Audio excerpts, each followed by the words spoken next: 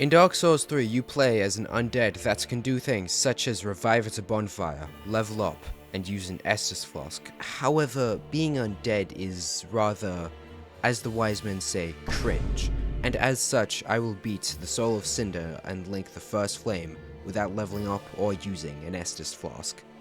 The revival thing happens without my consent though, so I decided it doesn't count towards being cringe.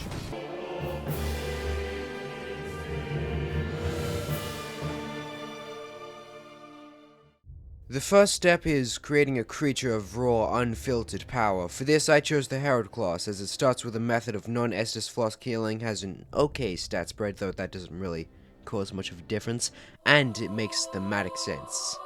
But the major downside is now I can't put level 1 in the title for clickbaits.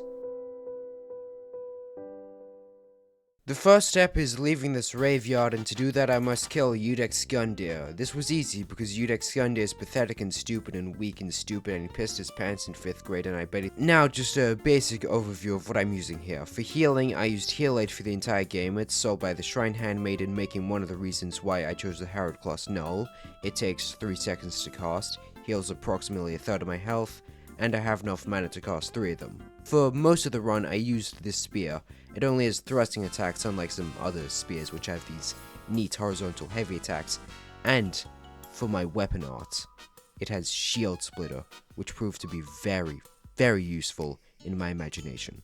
And with that, I moved on to the High Wall of Lothric, which consists of significantly more than just a wall. Though, I can see why it is the main feature, as I'm sure this wall could keep out any plague. It also has nice people, nice things, and a nice elevator, which leads to Vort.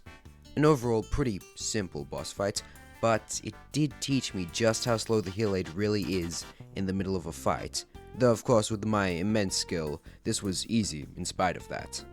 Next, I killed an elderly woman in order to obtain the banner required to pass this canyon and moved on to the Undead settlement, a name which has not aged well, as most if not all settlements are undead settlements nowadays. The entrance had nothing except this unimportant man begging for death, which I promptly gave to him. There is also an optional boss here, but it's not like I have much use for souls or the other things it gives, so I ignored it, and the events here of note are obtaining this shield, seeing this nice scenery, and meeting Sigurd, who is a long quest line that delves into the mind of a man who is old and long past his prime, but despite this, still wishes to fulfill one last promise, and at the end helps fight against his old friend, who is a major boss, but getting help is for casuals. As such, Sigurd, well, he must die in order to prevent me from being a casual. You were a poor match, friend. So, Sigurd's questline is broken, which means I got what I wanted, and I'm leaving with grace and honor, no cowardice. I'm simply sparing Sigurd. I'm most definitely not running away from him. Well, past this sorry excuse for a road is a sorry excuse for a boss.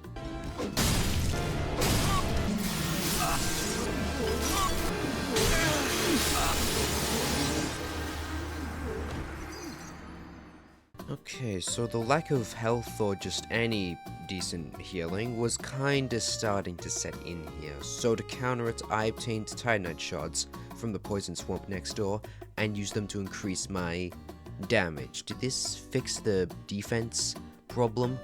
No, but those 9 extra points of damage certainly made me feel like I was doing better than before, and this probably smart person said morale is important. So, now that the Crystal Sage has been murdered in cold blood and all the dreams they once had shall forever go unresolved, I can move onwards to Dark Souls 3 Vatican. And when inside, I thought 2 things. First, we should put unsafe wooden elevators into the real Vatican. And second, losing the ability to put level 1 in the title was really quite a big trade-off. And I want to make the most out of being level 9. So to do that, I shall visit this Rosaria thing, which lies on the 2nd floor, to reallocate my stats. So reaching Rosaria is not that straightforward. However, I knew that there were levers on the ground that activated bridges.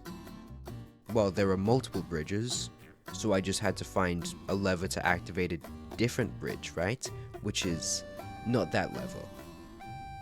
Okay, so eventually I found out there was in fact no lever, and the way through is through these rafters.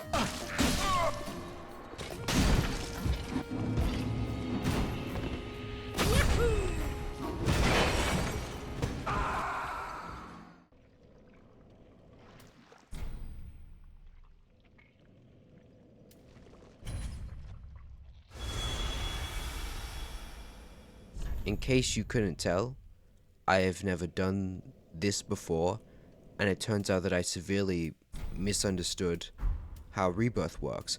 I thought that it would reset all my stats to 1, and I could put some of my luck points into Vigor or something, but it actually turns out that I was born at level 9, straight out of the womb, with enough strength to wield a spear and enough Vigor to survive things such as this. Now for an actually difficult boss. Sorry for not mentioning it before, but back when I was in the poison swamp to collect Titanite shards, I also snuffed out these random candles and just ignored the mysterious door up until this point. So, did you know these guys can be backstabbed? I didn't until now, because this was the first time I actually looked up a guide on how to defeat these KKK rejects. That's how much I struggled until the backstabs. But hey, at least it has a cool soundtrack.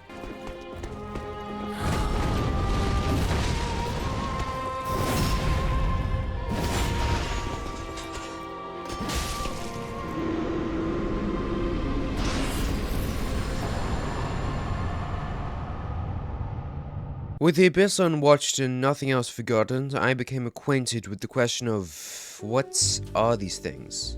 Really, think about it. Are they undead? Well, no, undead are not people who have been dead long enough to get sent to a crypt and decompose. They are zombies infected with a plague. So are they puppets, maybe? Seems plausible, but puppets of who? Volnir? No, they still rise after his death, and Volnir is a skeleton, so probably just another puppet. There is, however, one clue. The skeletons want me dead. Me, specifically. They exist purely to cause a mild inconvenience to me in this game. And then one day, as I was taking a shower, I realized this is a Japanese game. The only person who could do this is someone who has a ridiculous amount of power in Japan. And then it hit me. Oda Nobunaga must have planned this before he died. That cunning son of an arquebus. Well, despite his plans, I made it to Irithyll, or should I say No, I can't come up with puns. I'll just talk about the next boss I fought. Pontiff Sulyvahn. Yes, I fought him before Yorm, so here's a little secret. This challenge used to include a rule that I can only use what I spawned with. That's why I leveled up this terrible spear and wore this armor instead of just being naked like a normal person. Now, as everyone knows, the counter for Pontiff Sulyvahn is parrying, and I spawned with a medium shield which can parry, emphasis on can. Just look at the frame difference in these two shields. After trying to parry with a medium shield for 2 hours, the small shield felt closer to a barrier of death than a parry, so I used the barrier of death, and it's not like anyone will care about some dumb rule that doesn't even make thematic sense, right? Now that Sulyvahn is dead, the magical fog barrier has decided to let me move on to the lightning gem. I have a bit of faith, and there are many enemies who are weak to lightning, so it's probably a decent infusion. After this, I traversed backwards to bravely fight Yorm, all alone in the profaned capital, the most walkable city to ever exist, as it took me 5 minutes to get to the center where I easily defeated Yorm, because ignoring the fact that his attacks kill me in one hit, it's just a normal Yorm fight, and it was always supposed to be a normal Yorm fight. Nothing changed mid-run. Because of my inability to do things in a normal order, I lit this bonfire when I grabbed the lightning stone, so now for the next boss. Zoning.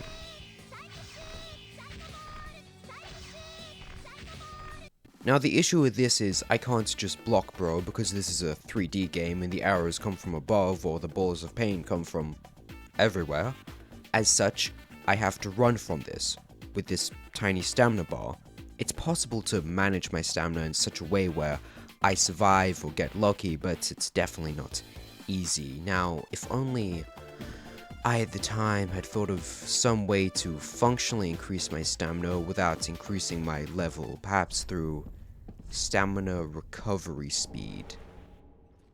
This was the first time I remembered rings existed in the game. Throughout the rest of my playthrough, I wasn't cutting out an explanation of what I was using. I was genuinely not using any rings because of no rules that have been cut. Now for the rings I used. The Sun Priestess ring gradually heals barely anything over a very long period of time, but I have barely anything and my fights take a very long period of time, so this ring genuinely did make some big differences, as now I no longer had to find a corner to heal in for every little piece of damage. I also used Lloyd's sword ring, which gives me a really cool red aura when my health is full. There are no other benefits of note. And finally, the Chloranthy ring, which would have been completely useless against Aldrich, as it only raises stamina recovery speed, and that's it. For now, the final ring slot is empty. Next is the Dancer. I usually find it to be pretty easy.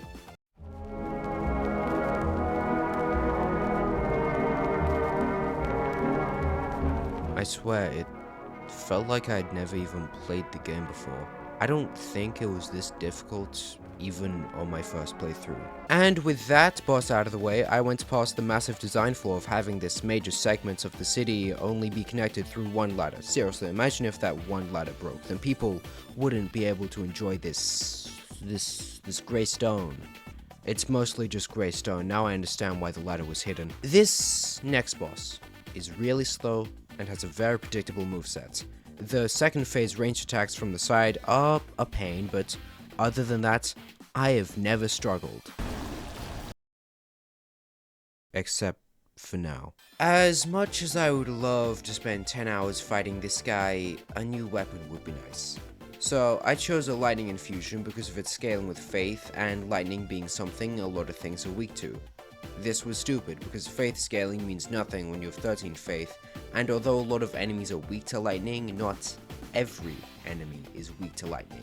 As such, raw infusions are the best option. This decreases scaling damage but increases raw damage. It's perfect for this. I have no idea why I didn't use it initially. With the new infusion, a new weapon is in order, just in case the infusion ends up being terrible. For this, I have a pickaxe, not because I like it, but because it is the only weapon in my inventory that I can use other than the spear. However, upgrading it ended up proving to be a waste, as I realized I had the Paladin's Ashes, and thus I had the Morning Star, which has a pretty fast swing, decent poise damage because it's technically a hammer, and bleed. So even if doing this wasted a ton of resources and in the end led me to not have a plus 10 weapon by the end of the game, it's worth it for the bleed.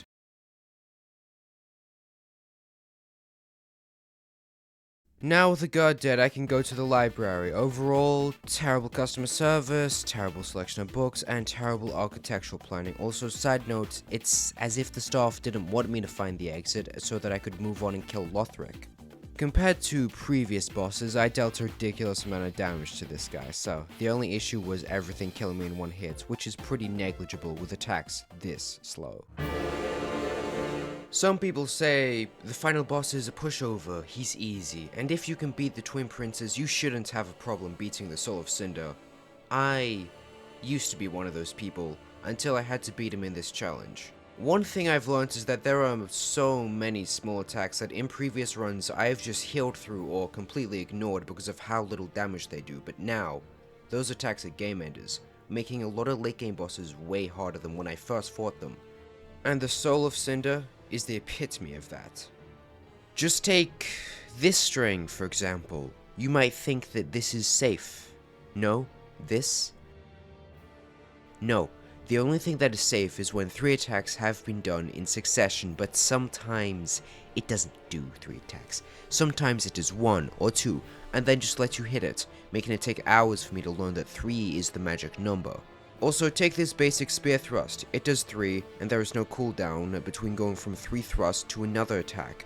making this basically unpunishable. But speaking of unpunishable, this scimitar, I won't explain the moveset, I'll just tell you to go watch any no-hit Soul of Cinder video, and you will quickly learn that the strategy for not getting hit by the scimitar is to not fight the scimitar and run away. So to get some amount of consistent damage no matter the RNG, I chose Cowardice and filled my final ring slot with the Hunter ring so that I can wield Cowardice. I do not have the lack of soul required to sit down and play a video game for 10 hours straight. Hell, I can't even consistently play it every single day for a week. So this fight was 12 hours over the course of a little under 2 months. And eventually, at the end, I made a severe lapse in judgment by finishing off the Soul of Cinder with a bow.